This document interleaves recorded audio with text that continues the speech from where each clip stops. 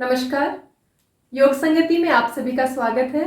इस चैनल के माध्यम से हम उन सभी विषयों पर बात करेंगे जो योग से संबंधित है। तो सबसे पहले बात कर लेते हैं कि योग है क्या और इसे जानना क्यों आवश्यक है। योग का शाब्दिक अर्थ होता है मिलना या जुड़ना। मन का अपने स्रोत से जुड़ जाना ही योग कहलाता है।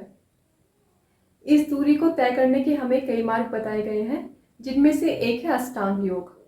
यह महर्षि पतंजलि के योग सूत्र से मिलता है।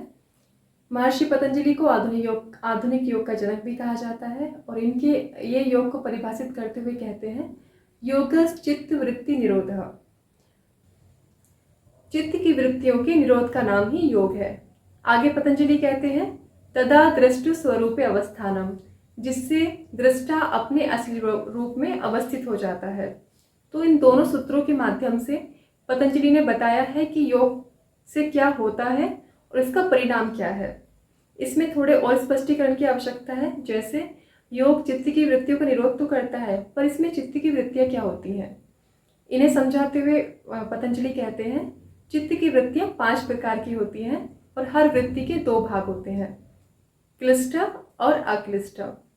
क्लिष्ट जो योग साधना में विरोध उत्पन्न करती है, अक्लिष्ट जो योग साधना में सहायता प्रदान करती है।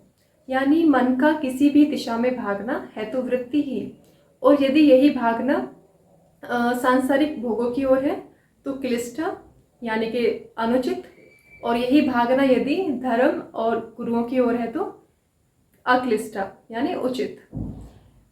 वृत्तियों को और गहराई से समझने के लिए पहले बात कर लेते हैं इनके प्रकारों की। हमने कहा था ये 5 प्रकार के होते हैं, प्रमाण, विपर्य, विकल्प, निद्रा, स्मृति। वृत्तियों को रोकने की बात तभी उचित या तभी उपयोगी है जब हमें पता हो वृत्ति क्या है और इसका हमारे चित्त पर क्या प्रभाव पड़ता है। तो जुड़े रहें हमसे, मिलते हैं, धन्यवाद।